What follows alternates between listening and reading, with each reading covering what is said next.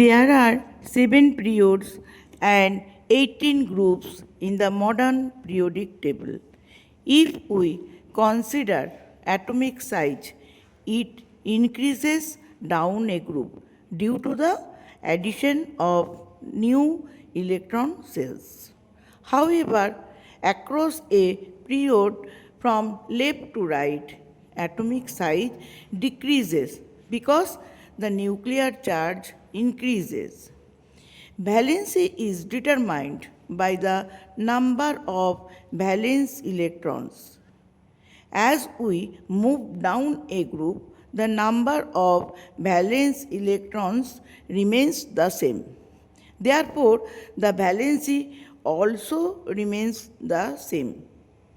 Across a period, valency first increases from 1 to 4 and then decreases from 4 to 0.